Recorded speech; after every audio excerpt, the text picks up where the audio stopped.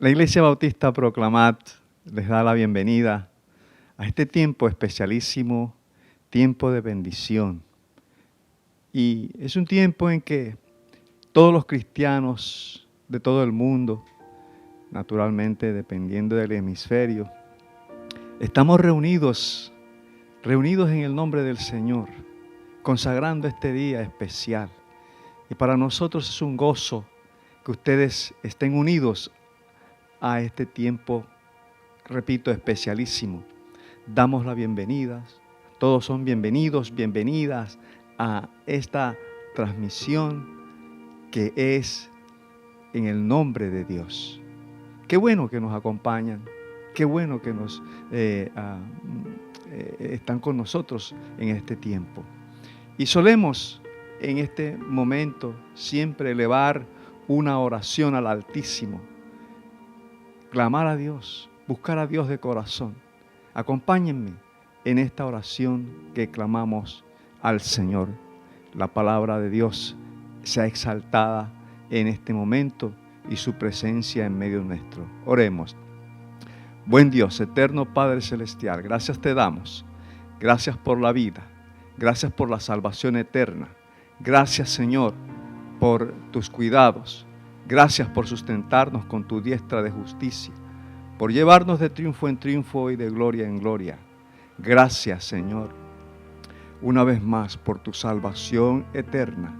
Gracias, Señor, por redimirnos. Gracias, Señor, por amarnos. Gracias, Señor, por ser nuestro amigo a través de los tiempos. Gracias, gracias. En esta hora, Padre bueno y maravilloso, ponemos delante de ti a esta transmisión para que tú tomes el control de ella. Pero también, más allá del control de la transmisión, está, Señor, el control de los corazones. Que esta palabra que hoy se predica en tu nombre impacte los corazones. Que esta palabra, Señor, avive el fuego en el corazón. Que esta palabra, Señor, sea viva y eficaz. Esa palabra tuya que no vuelve a ti vacía. En esta hora la ponemos delante de ti, Señor, para que cumpla el propósito para el cual tú la envías, Dios eterno y Dios maravilloso. En esta hora también, Señor, estamos intercediendo por el mundo, Señor, el mundo al que tú has amado y por el cual enviaste a tu Hijo Jesucristo, el mundo que está envuelto en una pandemia, Señor. Llévate esta pandemia en el nombre de Jesús. Con el soplo de tu boca, tú te la puedes llevar, Señor. Bendice a tantos necesitados que hay en este mundo. Dales el pan de cada día, Señor. Tanta necesidad en todos los lugares del mundo. Oh Dios de la gloria, manifiéstate poderosamente. Hoy también, Señor, queremos interceder delante de ti por nuestro presidente, por sus ministros, Señor, que tú les des sabiduría, que tú les guíes, que tú les fortalezcas, Señor, para que puedan seguir adelante y puedan seguir conduciendo como debe ser al pueblo colombiano. Dios maravilloso, oramos por el cuerpo médico, por las enfermeras, por las clínicas y hospitales, por los enfermos que se encuentran en ellos, Señor. Bendice, Señor, con tu presencia sanadora cada uno de estos lugares y guarda la integridad física y espiritual y emocional del cuerpo médico y del cuerpo asistencial, Señor. Todas estas cosas están delante de ti y creemos, Señor, y por eso oramos que tú puedes bendecirles de una manera especial y poderosa. Dios maravilloso, una vez más, delante de ti estamos. A ti sea la gloria, a ti sea la honra, a ti sea el poder, por los siglos de los siglos. Bendito sea tu nombre. Amén. Amén.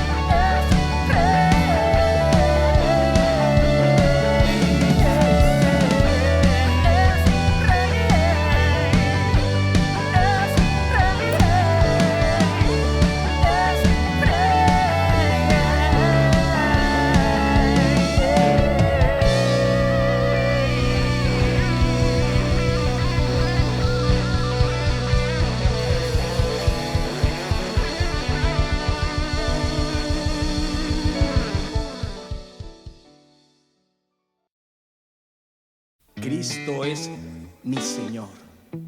No me da temor declarar al mundo entero de su gran poder.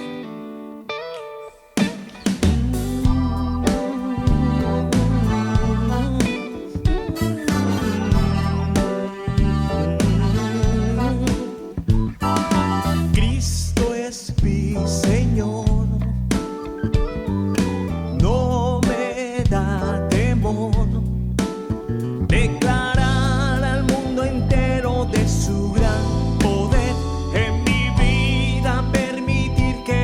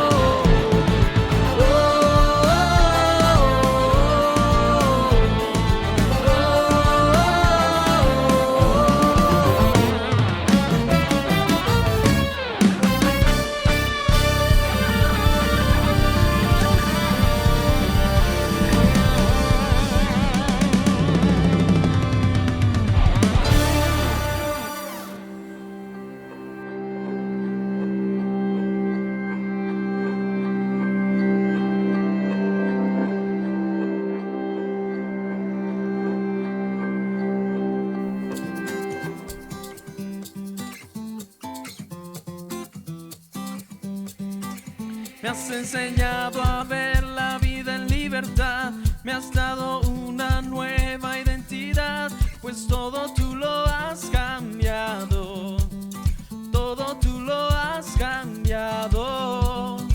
Tu amor quitó el temor, ahora tengo paz, ya no hay oscuridad, vivo en tu luz, pues todo tú lo has cambiado, todo tú lo has cambiado.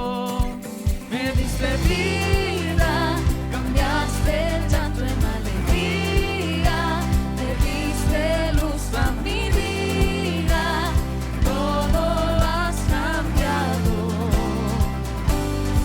Y no me callaré, día y noche cantaré, pues todo tú lo has cambiado, todo tú lo has cambiado.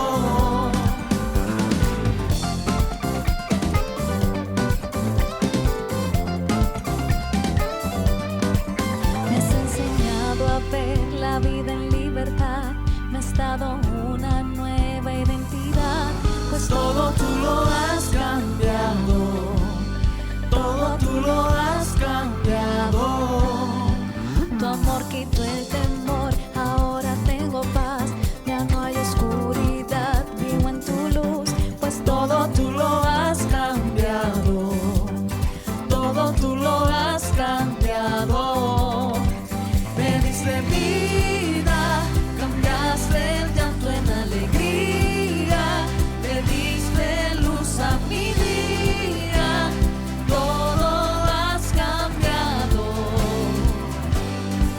Y no me callaré, día y noche cantaré, pues todo tú lo has cambiado, todo tú lo has cambiado.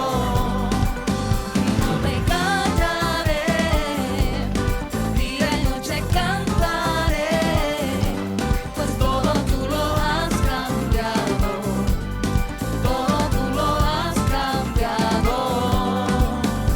oye, Oye, oye, oye, oye, oye, oye.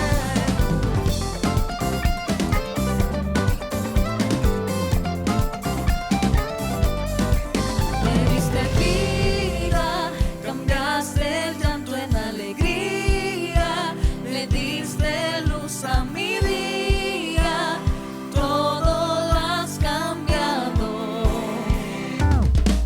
Y no me callaré, día y noche cantaré, pues todo tú lo has cambiado, todo tú lo has cambiado.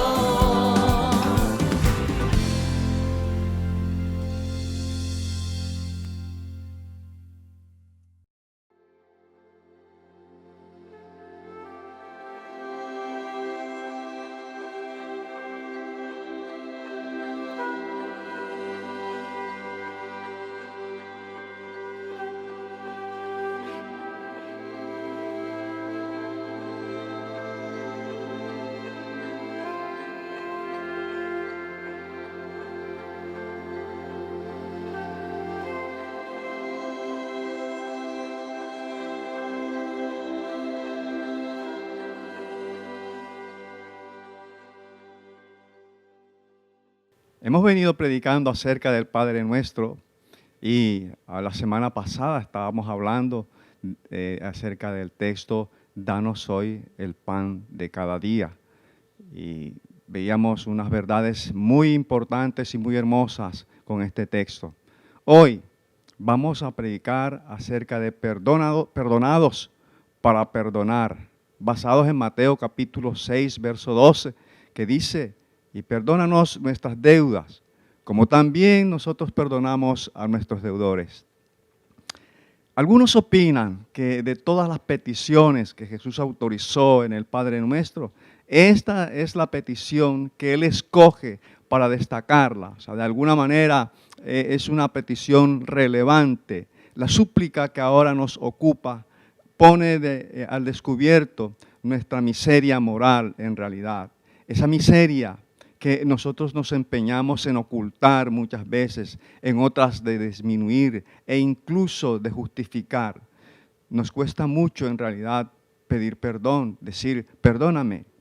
Decir perdón implica humillación para quien pronuncia esta palabra, y en realidad nada hay más duro que descender a este punto en el que el orgullo y el amor propio son heridos de manera dolorosa. Por naturaleza, es así, por naturaleza somos dados al resentimiento, por naturaleza somos dados al odio, a la venganza. Aquel ojo por ojo y diente por diente de la famosa ley del talión, la hacemos tan nuestra que terminamos dándole una interpretación muy mezquina y sin esfuerzo.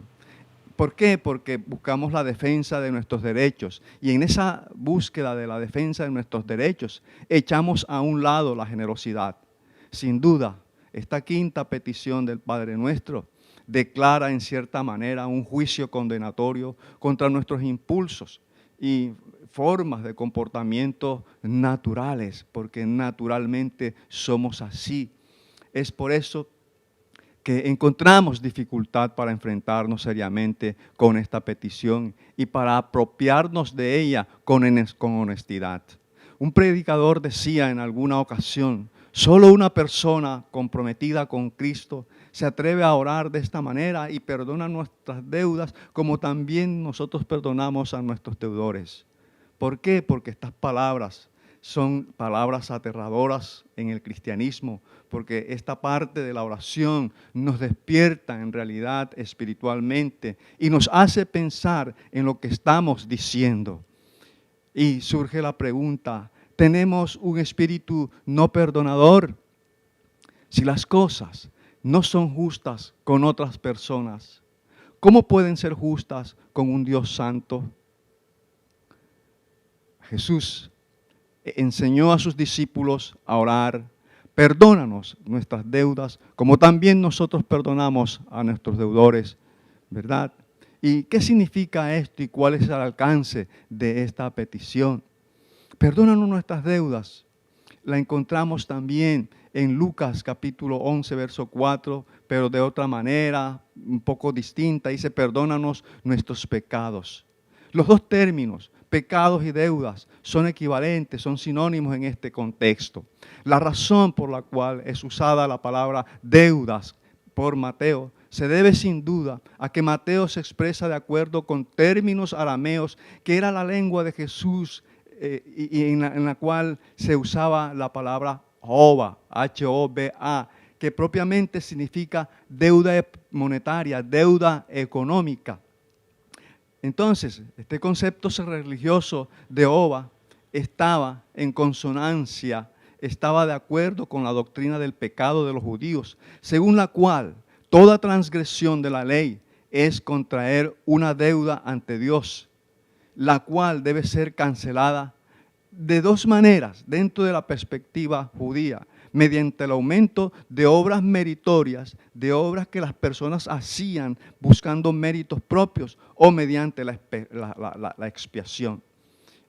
De todas formas, aunque en último término quiere en el fondo decir que el perdón se debe a la misericordia de Dios. Cualquiera que sea la forma, es importante entender que no es la forma, sino la misericordia de Dios la que otorga el perdón.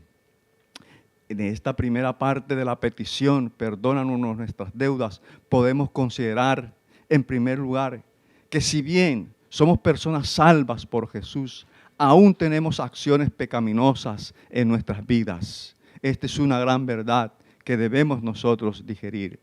Parecería tener pecados en nuestras vidas, parecería entonces haber una contradicción, mis amados, entre los conceptos de ser salvos y tener pecados en nuestras vidas.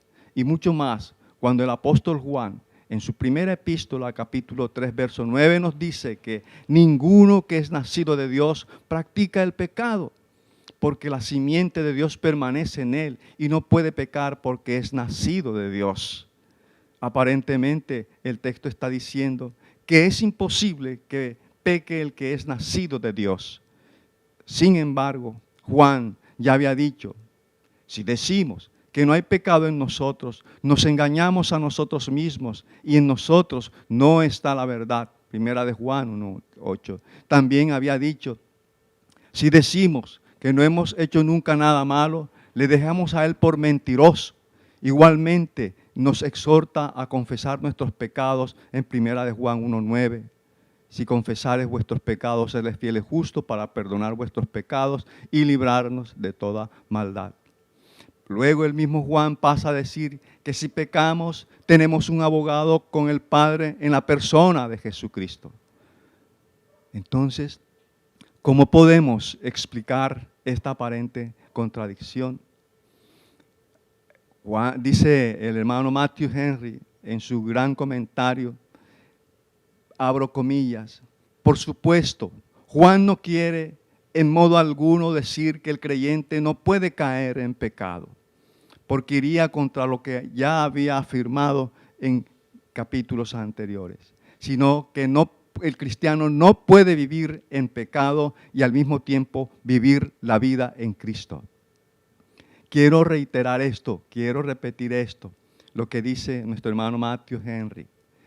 En el fondo, Juan lo que quiere decir es que un cristiano no puede vivir en pecado y al mismo tiempo vivir la vida en Dios. John Maxwell, otro hombre de Dios piadoso, dice, John Stott, en realidad, si continuase en pecado, ello indicaría que nunca ha nacido de nuevo. Una vez que hemos hecho esta aclaración, podemos decir que pecamos no solo cuando cometemos actos reprochables en nuestra vida, también cuando nos abstenemos de practicar el bien. Cuando hacemos esto de abstenernos, también contraemos una deuda moral.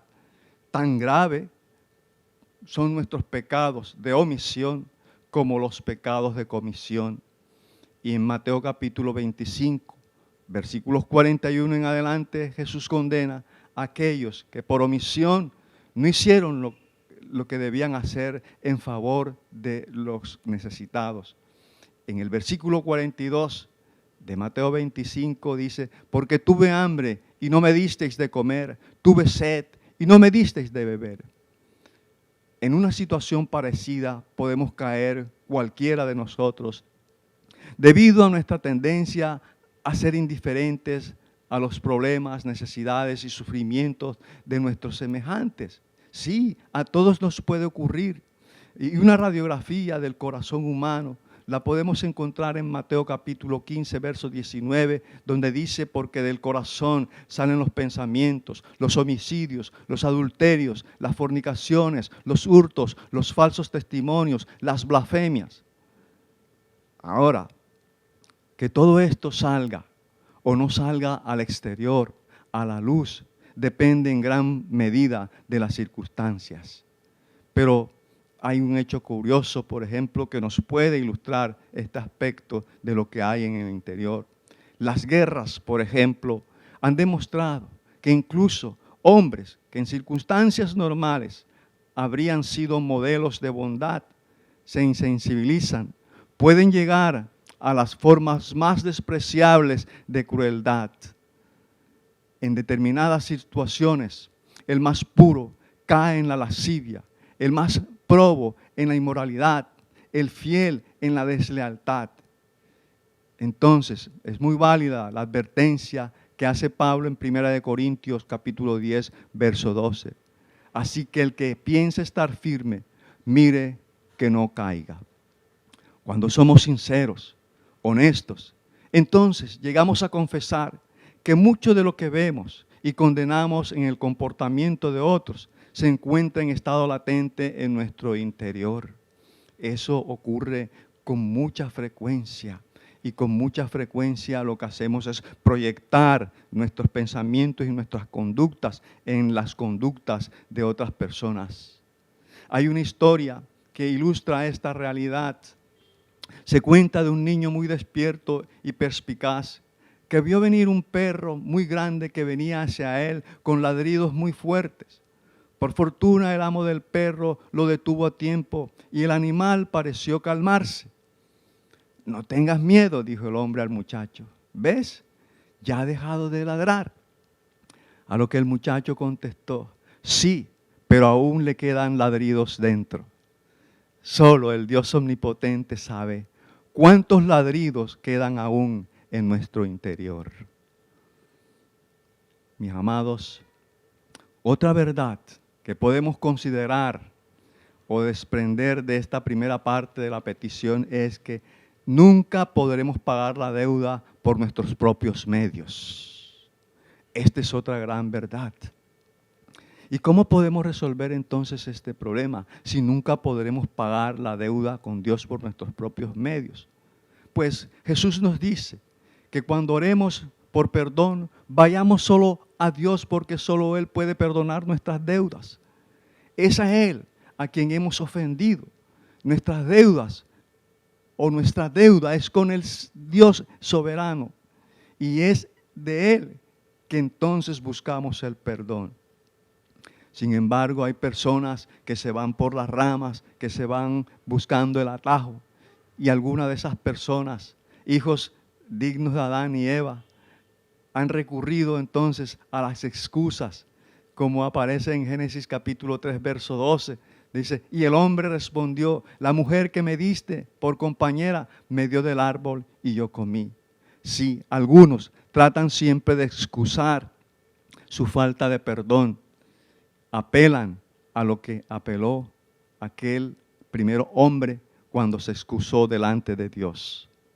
Otros, también queriéndose ir por las ramas, buscando la solución a la falta de perdón, van por la vía de las compensaciones. Este era el camino que siguieron y enseñaron los rabinos judíos. Para ellos, en la balanza de la justicia divina, debían ponerse en un platillo el peso del pecado y en el otro platillo de la misma balanza las acciones meritorias. Desde el punto de vista judío, entonces, al comparar el debe y el haber, el saldo debía ser por lo menos en cero. Pero procuraban que debía haber un saldo a favor en el haber.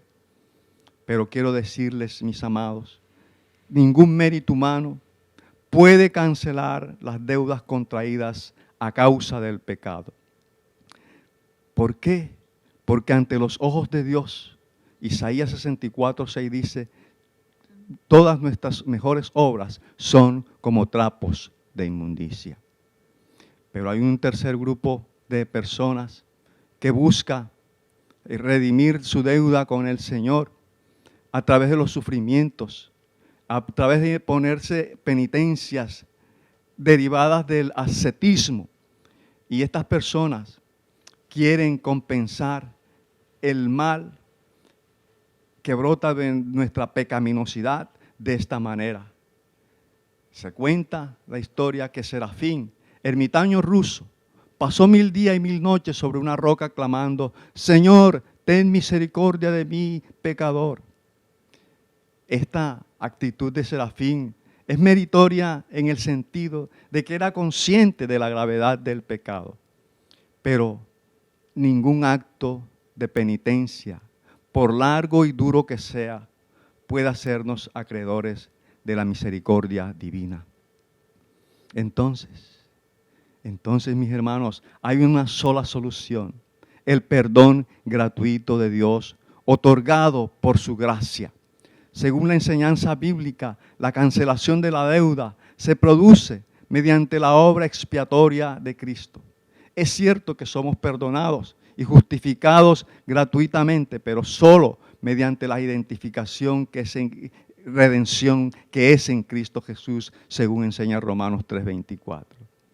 El pago en la cruz, Él pagó en la cruz todas nuestras deudas.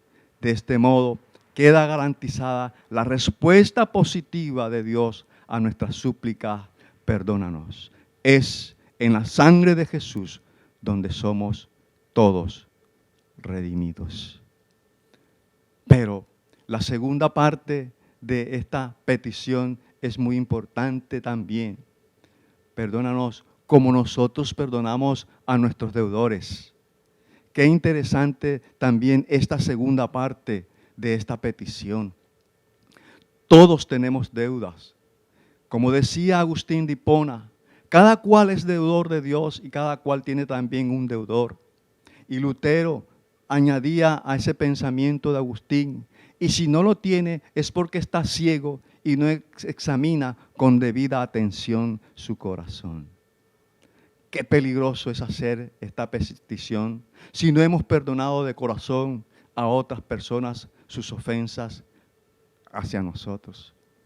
Porque la petición no dice, perdónanos como pensamos perdonar a otros. No, eso no es lo que dice.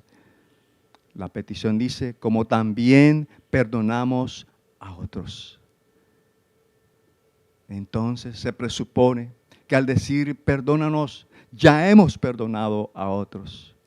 Dice la Biblia de América, de las Américas, como también nosotros hemos perdonado a nuestros deudores. Todos, tal vez sin excepción, podemos recordar sin esfuerzo las palabras, los actos y las actitudes con que algunas personas nos ofendieron. Probablemente todavía el recuerdo mantiene abiertas heridas que supuran resentimiento. Quizás no llegamos a caer en el odio hacia tales personas, pero no podemos librarnos de la animadversión, del rechazo, del desagrado cuando vemos a aquella persona. Entonces se construye una barrera de antipatía y esa barrera de antipatía nos separa de esas personas. La espina que un día nos clavaron ha abierto un abismo en el camino de la mutua relación. Las deudas nos alejan entonces de los deudores. Jesús dijo que el perdón debe estar presente en nosotros si queremos recibir el perdón del Padre. Eso lo dijo claramente el Señor Jesús. Tenemos que estar dispuestos, mis amados, a perdonar a otros si hemos experimentado su perdón. La persona, buscando el perdón divino, debe tener primero la acción de perdonar a aquellos que han pecado contra él. Y qué interesante que Jesús nos mantiene llevándonos de regreso a un nacimiento espiritual, un cambio radical en nosotros. Esta es una palabra importante, un cambio radical en nosotros. Porque según de Corintios capítulo 5, verso 17, texto que la mayoría de nosotros como congregación conoce, dice, de modo que si alguno está en Cristo, nueva criatura es, las cosas viejas pasaron, he aquí, todas son hechas nuevas. Ello quiere decir que el perdón es la prueba de un cambio radical en nuestras vidas.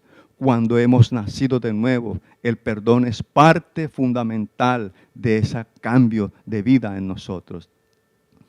Ahora, mis amados, suplicar el perdón de Dios para borrar nuestros pecados nos obliga necesariamente a perdonar a nuestros ofensores. Su cumplimiento es condición indispensable si queremos que Dios conteste favorablemente la primera parte de esta petición. Sí, es condición indispensable. Las palabras de Jesús no dejan lugar a ninguna duda. Si perdonáis a los hombres sus ofensas, si no perdonáis a los hombres sus ofensas, tampoco vuestro Padre os perdonará las vuestras. Mateo 6:15. Desde el comienzo de nuestra experiencia como hijos de Dios, debemos estar bajo la dirección y el poder de su Espíritu.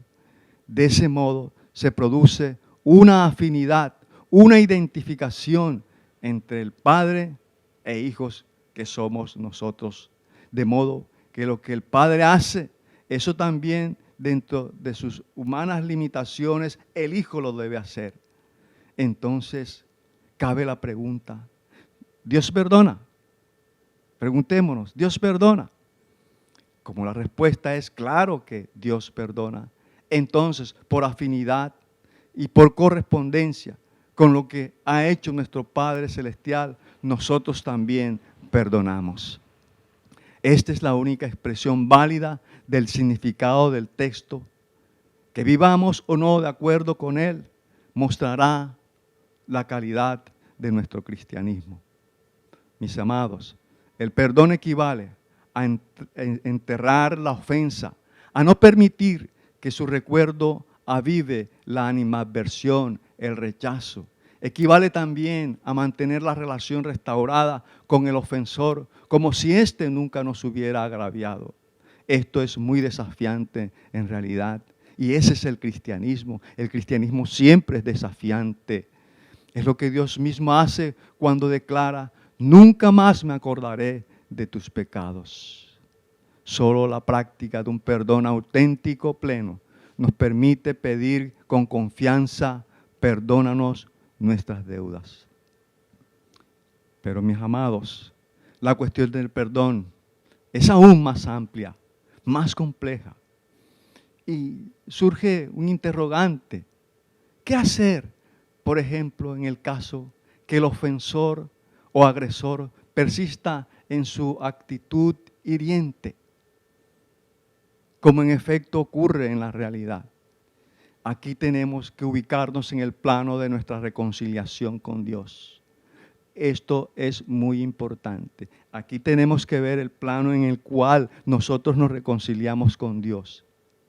La reconciliación con Dios solo es posible cuando nos arrepentimos de nuestros pecados y cuando se los confesamos. Eso es una verdad. Entonces, ¿qué debemos hacer? De manera parecida, la restauración de una amistad rota a causa de una o de muchas ofensas y afrentas, únicamente es posible, únicamente es factible cuando el culpable, el ofensor, reconoce su falta, la confiesa al ofendido y cambia su comportamiento. Esto hay que recalcarlo y esto hay que tenerlo muy presente, muy claro. Es importante decir que en este punto es pertinente y muy correcta la referencia bíblica de Mateo capítulo 5, versos 21 al 26, donde Jesús enseña cómo el enojo contra el hermano acarrea consecuencias serias, ¿verdad? Esa palabra hay que recordarlo. Sin embargo, uno de los casos, o mejor, aún en los casos en que la reconciliación no llega a producirse por insensibilidad o arrogancia del ofensor, ¿qué podemos hacer ahí? El ofendido, si es cristiano, deberá desterrar de su espíritu el resentimiento y perdonar, apelando a lo que dice Primera de Pedro, capítulo 2, verso 23, remitiendo la causa al que juzga justamente. Si el ofensor no viene a mí e incurre en sus ofensas, dejo la causa delante de Dios. Remito la causa al que juzga justamente. Mis amados, para vivir en la esfera del perdón, también quiero en esta mañana hablarle de 3 aspectos muy importantes que abren esa posibilidad a esa esfera del perdón. ¿Cuáles son esos 3 factores? Primero, el perdón que Dios nos ha dado. Nuestra deuda con Dios era inmensa y Él canceló total y definitivamente esa deuda. Esta actitud de Dios debe inspirarnos y debe ser determinante para nuestras acciones hacia las personas que nos ofenden. Pablo precisamente llega a esta conclusión en Efesios capítulo 4, verso 32, cuando dice: sed benignos unos con otros, misericordiosos, perdonándoos unos a otros, como también Dios os perdonó a vosotros en Cristo Jesús. Sí, porque el perdón dado por Dios es un perdón pleno en nuestras vidas. Si es así, entonces solo caben 2 acciones: o cumplir lo que indique el apóstol, o caer en la insensatez y maldad en la que incurrió aquel siervo que nos describe Mateo capítulo 18, versículos 23 en adelante. Sí, podemos adoptar, acoger lo que dice la Escritura cuando habla Pablo, ser también nosotros benignos unos con otros y perdonar. O lo otro es imitar la conducta de aquel siervo que, habiendo sido perdonado en gran medida con una suma grandiosa en la que su Señor le perdona, una suma extraordinaria, él no fue capaz de perdonar a alguien una suma irrisoria. Entonces, ¿qué ocurrió? Los consiervos se quejaron ante el amo y le dijeron que aquel siervo no había sido capaz de perdonar una deuda pequeña, mientras el amo le había perdonado una deuda grandísima. Entonces el amo revoca la medida y lo sanciona y lo mete en la cárcel. ¿No creen que a veces actuamos con nuestros semejantes de esa manera? Que habiéndonos Dios perdonado de tantas cosas, no perdonamos a nuestros semejantes. Mis amados, por mucho que nosotros hayamos de perdonar, será siempre infinitamente mayor la deuda que Dios nos ha perdonado a nosotros. Su perdón debe generar entonces nuestro perdón para nuestro prójimo. Pero hay otro factor que nos posibilita vivir en la esfera del perdón. ¿Cuál es ese otro factor, aparte del perdón de Dios para nosotros? El ejemplo de Cristo Jesús. La Escritura en varios textos nos muestran cómo Jesús, cuando lo maldecían, no respondía a la maldición, sino que clamaba: Padre, perdónalos porque no saben lo que hacen. Esa actitud de Jesús debe inspirarnos a perdonar a aquellos que nos ofenden. La actitud de Jesús, que es ejemplar. Jesús fue ejemplo de muchas maneras y en el perdón también nos dio ejemplo de perdón. Cuando Jesús dice, Juan 13:15, la palabra ejemplo os he dado, ese ejemplo también encierra el perdón. Y lo tercero que es importante decir es la influencia del Espíritu Santo en nosotros. Es por esa acción del Espíritu Santo en nuestra vida que, como enseña Romanos 5:5, y la esperanza no avergüenza, porque el amor de Dios ha sido derramado en nuestros corazones por el Espíritu Santo que nos ha sido dado. Si ese amor no se manifiesta en nuestros comportamientos, ¿podremos asegurar que el Espíritu Santo mora en nosotros? Si no hay en perdón en nosotros, ¿podremos asegurar que el Espíritu Santo está en nosotros? Yo creo que dudoso de que podamos afirmar, si en nosotros no hay el perdón para los demás, que el Espíritu Santo more en nuestras vidas, porque el Espíritu Santo se nos ha dado y el amor de Dios ha sido derramado en nuestros corazones. Los perdonados somos llamados entonces a perdonar y podemos responder positivamente al llamamiento, responder de manera humilde, perdonados para perdonar. Mis amados hermanos, en esta mañana hemos visto esta palabra de Dios, hemos escuchado esta palabra de Dios y perdónanos nuestras deudas como también nosotros perdonamos a nuestros deudores. Son las palabras más aterradoras en el cristianismo, porque esta parte de la oración nos despierta espiritualmente y nos hace pensar en lo que estamos diciendo. ¿Tenemos un espíritu perdonador? Es la pregunta que debiéramos hacernos. Perdónanos nuestras deudas. Tiene implicaciones serias y tiene factores que deben determinar cuánto de Jesús hay en nuestras vidas.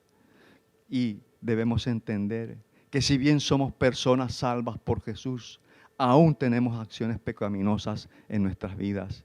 Debemos entender que nunca podremos pagar la deuda por nuestros propios méritos. Jesús fue el que pagó esa deuda por cada uno de nosotros. Pero también debemos entender cuán importante es aquello de cómo nosotros también perdonamos a nuestros deudores. ¿Cómo se traduce eso en nuestra realidad? Todos tenemos deudores. Como decía Agustín de Hipona, cada cual es deudor de Dios y cada cual tiene también un deudor. Y debe inspirarnos, debe motivarnos a perdonar el hecho de que Dios nos ha perdonado. Nos debe inspirar el ejemplo de Cristo en nuestra vida y nos debe inspirar la influencia del Espíritu Santo en cada una de nuestras vidas. Bendito es Dios, eternamente y para siempre. Hoy es tiempo de reconciliación. Hoy es tiempo de que esta petición se haga una hermosa realidad en tu vida. Recuerda, somos perdonados en la medida en que perdonamos.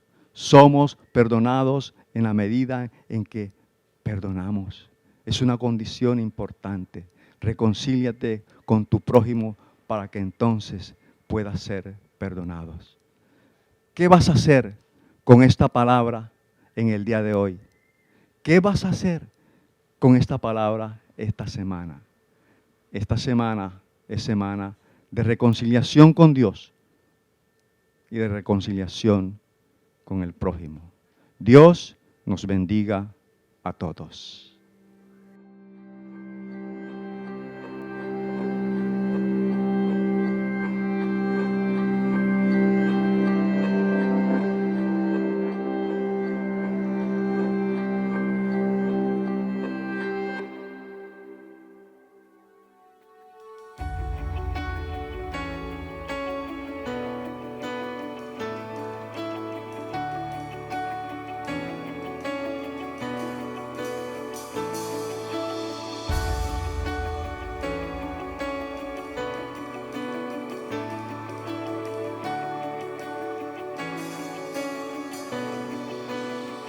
No olvidaré, aún recuerdo cuando tu gracia llegó a mi encuentro y cubrió mi necesidad. Yo me rendí. Me diste paz y un futuro. Mi corazón ahora es tuyo. Tengo amor solo porque me amaste a mí.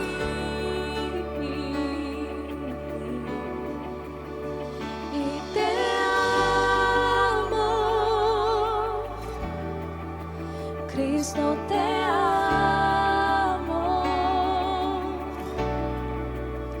Yo te amo porque me amaste a mí.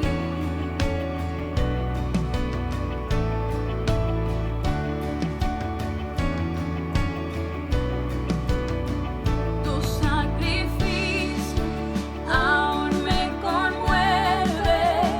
Fuiste